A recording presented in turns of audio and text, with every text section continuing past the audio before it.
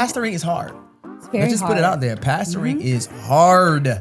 How do you carry your life in this fishbowl? How do you manage marriage and ministry and family and leadership? I think the biggest thing with being a pastor's wife is the expectations. What you're supposed to look like, Right. How you present yourself to people. Right. Had I known you were going to be a pastor, I probably would not have even dated you. How do you deal with that pressure? What's up, everybody? I am Jeff. And I'm Wendy. And welcome to Our 2 Cents. We are here, babe. We're here and we're excited to share with you some of our life. This podcast is centered around real conversations on marriage, ministry, life, and leadership, and family, which we've been building over the last 9 years with our family. But even more so, building family in the context of ministry is something that is tough. And I felt like this would be a good space and platform to kind of share who we are and what we do and where we are. How you feel? How you feel this morning? I feel a lot of things this morning. Yeah. It was an interesting morning. It was the kids were doing a lot, getting them ready for school. Had a lot of things on my mind, which is kind of normal, but I made it through. So I'm here. Praise God. You look good. I appreciate this morning. it. Thank you. You look good yourself. And it's crazy though, because sometimes people don't see everything you do before you get to the moment. Right. And now we're here at the moment, but to have seen everything that we had to journey through this morning to get to the moment, it's a big testimony of God's just faithfulness in what we do. But I think sometimes people need to hear the other side of what happens when you're trying to do ministry, when you're trying to do family, marriage, and all those good things. So that's what this podcast is about. Yeah. This podcast is simply trying to encourage couples who are doing ministry together, couples who are doing life together, who are trying to raise a family together, who are trying to lead people together, and how to do that successfully. So this is our first show, our first episode together, and I'm excited because we've learned a lot, man. It's been a very interesting, challenging, fulfilling, happy, joyful, sad.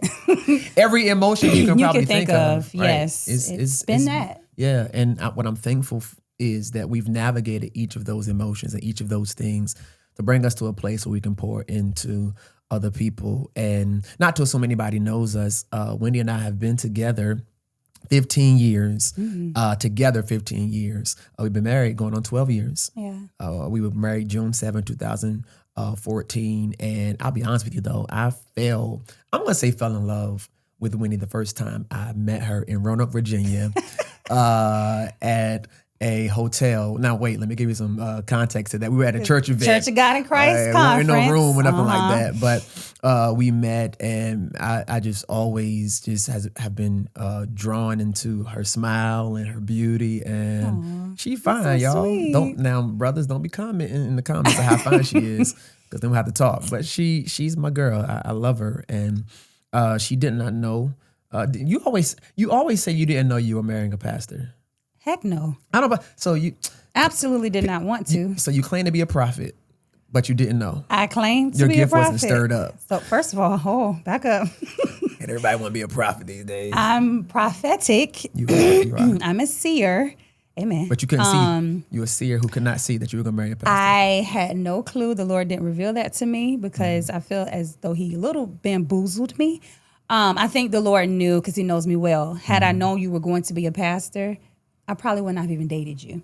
Oh, wow. I'm just going to call it what it is. I'm glad I married you before the truth was revealed. The Lord knew what he was doing. He's faithful. God is very strategic in how he deals with his kind sons and daughters. Yeah. So, you may have not known that you were going to marry a pastor, but I'm sure you knew that. No, I knew you had a call on your life for sure. I knew that you were going to evangelize and preach and share the gospel all over the world. Like I knew that. Because you've always been a really good communicator. You're good with people and you love people. But being a pastor is something very different. It is. And I think even in our context of what we'll deal with today, being before people, I think that's one of the the all of the time. Right. Like our focus today is just kind of like marriage in a fishbowl. That's what we want to help somebody and navigate. Like when you come into ministry, and this is part of the part you didn't foresee that your life will always be for people. And even before we started the pastoral journey, I was a youth pastor. And so this kind of happened before. And mind you, you were at another church when I became a youth pastor. But through wisdom, when we got engaged, your best friend's mom was like, girl, you need to get over there and be with your man. And so we've really, before even being pastors, we have always kind of like been in the eyes of people. Because I was always active in church. Right. Had little small leadership roles here and there. But yeah, I've always done things before people. Yeah. And so when you were a youth pastor, however, that did kind of give me a little taste of being married to someone who was going to be before people all the time. True. But even then, I still did not think you were going to be a senior pastor of a church. Being a youth pastor was cool because it was young people, it was fun. Different games and all that good stuff. Yeah, this was a little different. Pastoring is hard. It's very Let's just hard. put it out there. Pastoring is hard. Yeah. HARD. It is hard. Marks. But what's even more challenging when is pastoring, it being hard, and then you having to do it before people. And let me ask you this: what would you say has been what you've loved and loathed about being before people? Because that's the center of what we want to talk about today. Like, how do you carry your life in this fishbowl? How do you manage marriage and ministry and family and leadership and life in front of a fishbowl? Like, how have you enjoyed it and not necessarily enjoyed it altogether? Yeah, I would say like starting with the loathing. I won't be too long. Of course, you're gonna start with the loathing. Let's get it out of the way. I think the biggest thing with being a pastor's wife, and my pastor's wives community, we talk about this all the time, is the expectations of like just what you're unrealistic expectations. Yeah, of like what you're supposed to look like, right. How you present yourself to people. Right. What are you supposed to be doing in your church? Right. You know, like, are you supposed to be like this person or that person? How do you manage your kids? I mean, it's just like, I feel like as a pastor's wife, somebody's always watching what I'm doing. They're watching what I have on. They're watching how I interact with you. Like, everything is, it's just a lot with that. And not just watching, but watching and critiquing. Absolutely. Like watching and when you say expectations, these are things that are being spoken as to what they expect us to have to do. Like, how do you deal with that pressure? I'm saying, I'm talking to both of us because we both deal with it in a certain way. But as a pastor's wife, which sometimes your feelings and your emotions and all that stuff may be overlooked. Because you're not the person that's preaching every Sunday. Mind you, she can preach. She can preach. Oh, bless your heart. Teach, however you want to call it. She can do that.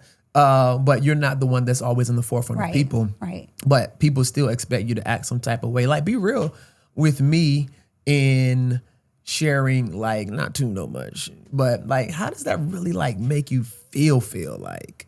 Well, it bothers me often because if I'm upset with you, if I am really overwhelmed with my kids, if I know there's situations going on at the church that, you know, I've had to rectify or somebody getting on my nerves, let's just be honest. Like, it's a lot dealing with people. Right. Because I'm not a pastor's wife that just is there. You know, I'm in the dirt with my husband. We started our church from the dirt, from nothing. From nothing. We had no money. We had a lot of help. Like, it was just me and him and a small team of dedicated people. Right. And so with all of that, and we kept having babies, y'all. I promise, like every 2 years. She couldn't stay off of me. My God. Get off me, girl. No. It was really him. But got popping out babies like M&Ms, you know? So in fact, like with the year we started, I was pregnant. Ministry we didn't even attend the first Resurrection Sunday because we were in the hospital that weekend. Absolutely. Wow. That is funny. Jesus came out of the tomb. She came out of your womb. Wow. That's hilarious. So yeah, I had to adjust to so much too, and I didn't know what it was like to be a pastor's wife. It wasn't a book. It wasn't a formula. I didn't have like another pastor's wife telling me, so this is what you do, this is what you do. Like, I had to learn so much so fast because I had so many eyes on me. And I think what helped me was just kind of being myself, being authentic. I don't know any other way to be. I'm a very straightforward person. I'm not mean. I'm not a jerk. Right. But, you get what you get when you get me. You did have that time somebody thought you was stuck up. Somebody said that, the one and only time is so strange. But somebody said that I was standoffish. Now, granted, this person was kind of upset with us anyway, and they left the church. But she said I was standoffish, and I only spoke to, like, certain people. Now, when I walk in church on Sunday, we see a couple hundred people a Sunday. And so we've kind of always saw that since we started. Wow. So, like, I'm not going to just walk in church and just wave across the whole crowd of people like Miss America. But then if you wave like that, she didn't see me. And some people feel some kind of way when I don't make eye contact with them. Like, it's almost like you can't be human. Right. You got to remember everybody. And you got to hug everybody. And you got to remember everybody's situation and their problems. And, it's an interesting dynamic. And your heart wants to. Right. If I could literally hug everybody in the sanctuary when I come in, I would. Right. If I could have coffee with every woman in the sanctuary, I would. But as the ministry grows and things change, and, I have children to tend to, I have my husband to tend to, even though he's a senior pastor. It's just this unspoken pressure. Yeah. And sadly enough, what is often unspoken is what makes it so hard for us to navigate the paths of ministry. Right. Because when we do speak up, people gonna judge that. Right. And when we do express our heart, and again, all of this is in front of people. Yeah. One thing you said though, which I think is some good advice, is remaining authentic to yourself. And I think, I'll be honest with you, I remember when we first started, we received a prophetic word from someone that says, you're not like most first ladies. Yeah. They use the term first ladies. We're not going to do a whole debate on that today. But you're not like most pastors' wives, right? And I think that can free somebody today is authenticity always wins. Now, whether people like it or not, that's up to them. But I think when you're living your life before everybody, it's best to be most authentic to yourself. Right. Now, I do believe authenticity will show you some things you have to change and some things that you're great about. But people love truth. They love honesty. They love authenticity. They love when you're just being you. Right. Because there's connectivity in that. Correct. She can... For instance, like I am just a very, there's no gray with me, if that makes sense. No. It's either black or white. I'm either like really happy or I'm like, what's going on? But I'm a naturally confrontational person. Right. And confrontation is not a bad thing. Confrontation is actually very healthy. You've actually taught me confrontation. Because confrontation, I've run from, I used to run from it. Now we've been doing this too long for me to run from confrontation. Right. But I think one of the reasons why I ran from confrontation is because of how I perceived it. Right. And I've struggled with, at times, just heavy feelings of rejection. And sometimes you don't confront people because you're afraid to be rejected. Yep. But I think in your authenticity, like you don't care. Like, well, I mean, I do. And when I say don't care, meaning like you don't necessarily care as much as I do about how people may respond to your just straightforwardness. It does affect me though. Really? It does. I mean, I don't like rejection. Okay, let's just say this. Nobody likes rejection. Nobody listens. I love rejection. Reject me. Right. I mean, I think a lot of people in the world struggle with rejection for whatever reason. Correct. But I just like to hear people's perspective on things. I like to hear, well, why was the reason you did this? Or where was your mind when this was happening? Yeah. I like to process people's thoughts and their response to things. And so that just naturally intrigues me. Maybe it's a social worker in me because I have a degree in social work. And I've over several years, more than that, my professional career has been dealing with difficult people. So No. Conversations, I just like conversations. And it's just not the conversations. It goes back to your authenticity. Like, you're always going to be yourself in a conversation. Yeah. People don't have to figure you out. And I think that's something key when you're living your life before people. People like authentic people. Yeah. And unfortunately, some people conform to, and I would say this, don't allow people to cause you to conform to being someone that you are not authentically. Right. I think the pressure of being before people is that you're constantly conforming. I think that's why a lot of actors and a lot of successful people, like, they find themselves on like drugs and substances and all types of behavior because, like, when the cameras are off and when you're behind closed doors, you don't really like yourself. Yeah. Because you've been everything to everybody, right, except who God has really called you to be. And so I really like, and I always, if you notice, if you listen to me as your husband, I always tell you one of the things that I've always liked is just you. Yeah. And I'm glad I knew you before we got married, because here's another thing people do too when coming into ministry is some people marry for ministry. Right. That is dumb. Maybe that wasn't the right word to do. It's but like, we look good together, right, as pastor and wife. Like, what your are you? Gift is I can use your gift for my church. Right. Yeah. But do you authentically love each other behind closed doors? Right. I think that's something that people like about us is that we legit love each other. I actually like you. Like, you know what I'm saying?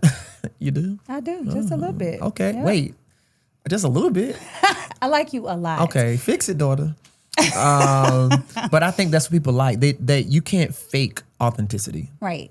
And I think that's key when you live in your life before a lot of people. You said, you loathed, we kind of got off on a tangent there, but you say you loathed just the pressure of unrealistic expectations. What's something you say you love that you love? So it's a lot of things. I love to serve people.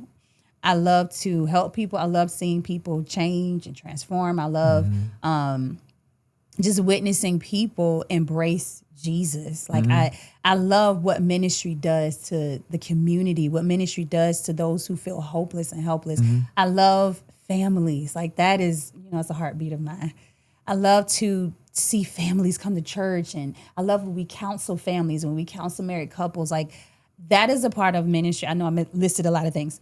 But let me add to it though. What do you love within that? What do you love about people? And let me say this the right way. Like, not necessarily that people are like looking at you to praise you, but what are the good things though about living your life before the public? That's what I'm kind of mean in that context. Like, we love all of those things that we do. Yeah. But what you love about? I'll give for me example. Okay. What I loathe about having our life always visible before people is that we have these unrealistic expectations, and sometimes people don't see our humanity in a proper perspective. But what I love is that we get to become examples. Yeah.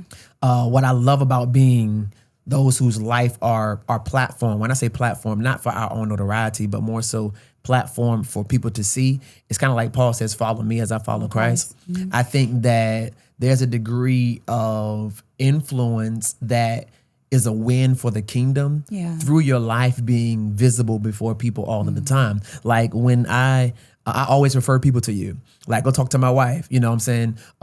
Or I hear people say, man, your wife is so elegant. Like, what it's doing is not just testifying of how awesome you are, but it also kind of leads people back to what makes her that. Well, it's Jesus Christ in her. It's the time she spends with the Holy Spirit. And so your authenticity is more so attached to your affection for God, which I love for people to see. Like, you're not the pastor's wife that's just gonna come in and sit. Right. You know what I'm saying? You're worshiping God. Sometimes I'll be amazed. I'm mesmerized by your beautiful eyes. I'll say that. But I'll see you worship and I'm like, man, that is an example of what I believe other younger couples or other pastors' wives. Okay. You know what I'm saying? Well, now that you say that, yes. So one thing I do love is that I say myself and then collectively, I am proof of trusting God. Okay. You know what I'm saying? Like, For an example, and this is something that I share with a lot of mentees that I have and people that I, excuse me, that I help that are a little younger than me. I was a virgin when I got married. And I was, Lord praise. God had me wait on you. And I was honored to remove that. Of course you were. How old when we got married? 28 and 26. 26. Wow. So I stayed a virgin until I was 26. And that is rare. Very unheard of. Right. And it was unheard of back then. And people thought I was very strange to have remained a virgin that long. But I tell that testimony because that's a big deal. Being able to hold, yourself for the person that you feel God has called you to become one with, that's proof that God really can keep you. And that's a good testimony too when you're talking to young ladies. Yeah. Whether they're particularly, I say whether they're married. If you're married, you should be getting the yams. But for young ladies who may be dating someone whose future is likened unto mine, is that you can save yourself. It's possible to save yourself. Now it was hard. If we be quite honest. It was, no pun intended, it was hard. It was difficult to journey through that. But I think that's what has made you different. And I'll be biased. I think you've always been different. And matter of fact, I think most men just see their wives like this. Just that there's nobody, I've never met, and I mean this, I've never met anybody like you. I've never met anybody like Wendy. And I say that beyond you being my wife. Like, number one, you were a virgin, but there's such an innocence and a purity that you have with your life that I think God was willing to let your life shine before men. You know what I'm saying? I think that's the benefit. While we sometimes are overwhelmed by the unrealistic expectations and overwhelmed by the fact that people may miss our humanity, the blessing of it is that God joined us together, and we're far from perfect. Right. We are far from perfect. Like, there are many Sundays where I got to repent to you before I go up and preach because, we may have a disagreement or argument or something like that. Yeah. But there's a genuine desire for us to please God. And I think one of the benefits of living your life before people is that you can redirect them to God. Yes. And I wish there were more couples like that in ministry where it's really about getting people back to God and not, taking a platform to idolize ourselves. Right. You know what I'm saying? I wish no bias. I wish there were more first ladies, Lord, that's the religious in me. I wish there was more pastors' wives who are like you. And would you say that you really seen that? I'm sure women have come to you as a pastor's wife and, in your pastor's community and just share with you, like, your life is really helping me to break out of some things and find freedom in those things. Absolutely.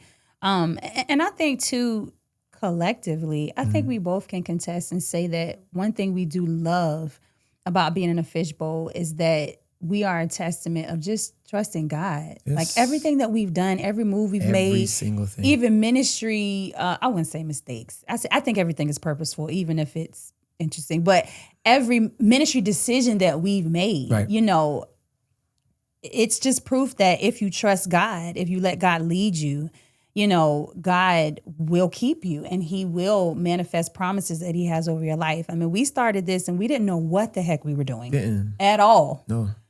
We just did it. And we didn't know, and not to say we have a lot of influence, but we didn't know how many lives. When we first started doing those Bible studies were, it wasn't nobody. But God grew it, and really, I think what people have to understand about living your life, where people can always see it, like living your life in a fishbowl, is that the God factor is that God is letting your life become an example to other people. Right. And with that, it's going to be hard. It's going to be tough. And which is why I think also, I know we gave some advice in terms of being authentic. I think another good thing we got to think about is not taking criticism personal. Right. Because when God puts you on platform, when God puts you before people, while there may be a lot of people that love you, a lot of people that care about you, there are going to be people that say some mean things. And they're not going to like you. Who don't even know you. Babe, like, I don't understand. Like, people who don't know you oftentimes have the most to say about you. Right. And when they actually meet you, it's like, you got to put this space in between us because you've dogged me so badly. You can't even get to know the person that I really am. How do you deal with criticism? I know we can't take it personal, but what would you say to somebody like who's struggling with that? You just have to remind yourself that this just comes with it. It's unavoidable. You're never going to not have someone criticize anything you're doing, whether it's good or bad. Right. You know, you make a mistake, you're going to get criticized. You do something great, you're going to get criticized. You're darned if you do, you're darned if you don't. Right. And so, and I'll never forget when I got ordained as a co-pastor. Right. Interesting. I took a picture with my clergy on, but I had on dress pants. And so out of all the positive comments, everybody was like, oh yes, this is great. You know, congratulations. And, you know, manifested promises, whatever. One person, I don't know who this was, but there was one negative comment, and the person said, wow, so we're ordaining women now, and she has on pants. And you know. You grew up in Virginia Beach. I grew up in Norfolk. And let's just say I'm glad I'm saved, sanctified, filled with the Holy Ghost. Because sometimes you really want to tell people, like, who are you? And like, what's up? Like, because honestly, people will say stuff on a post they won't say on your face. No. And people will say something in commentary that they won't confront you with. But I will say this, I'm glad at how we're not really clapback folks. Now, I ain't gonna lie, I'm sure at some point within our last 10 years of ministry, I've said something or clapped back, but that's not the norm for us. I'm sure maybe one or two times our humanity got the best of us. But what I've learned is when you clap back to people, you lower yourself to their standard. Absolutely. Instead of allowing them to raise themselves to yours. And it's not worth it. I mean, I have not. a reel on my Instagram, Dear Pastor's Wife page. And I'm talking about just that, like, yeah, it may feel good to your humanity in your flesh in that moment, like to let it out, to vent, to say, I said that, okay? And I dare you to come back and respond. You know, you have those moments because you're human, but then it's like, but was it worth it? It's like, not. Because now, just like you said, you've reached a level of really is showing immaturity. And again, not to take away from people's humanity because we all have feelings. You know, people forget just because you're pastors and pastors wise, people think we aren't human, that we don't feel when that we you won't hurt just straight us. up knock you upside your head. I mean, we won't do that, but some folks that will. Listen, because if somebody else tells me to get some rest. Oh, we're gonna have to do a whole show on that. Oh my God. I love get some people, rest. But when, where, how. But I will say this, there are, and this is a whole different topic, there are ways. You got to have support for that, and God has given us support for that. Shout out to our village, because they come through, okay? Mighty God for everybody. Ooh, yes, Lord. To your point about criticism, people always say, people always have something to say, but I'll say this. If you have enough time to evaluate my life and to add commentary to my life, and no time for you to do that to yours, it's likely you're probably not doing much with your life, which is sad because God's placed something in you that is great that you should maximize on. But I would tell younger ministry couples that are growing in this context of preparing to do ministry and lead people, that people are always going to have something to say. Even watch this, even the people you lead. Yeah. Even the people, I'm not just talking. I'm not just talking about criticism outside of the four walls. I'm talking about you'll find criticism within, and sometimes people's hearts are not vindictive when they're in your inner circle. It's more so sometimes they may not understand. But I think one of the wins we've had in our marriage is how we handle clapback. I will say this though, how we handle our doing clapback. What helps us though, which is I think the third thing that helps us when you live your life in a fishbowl. You got to have other spaces where you can come with your friends.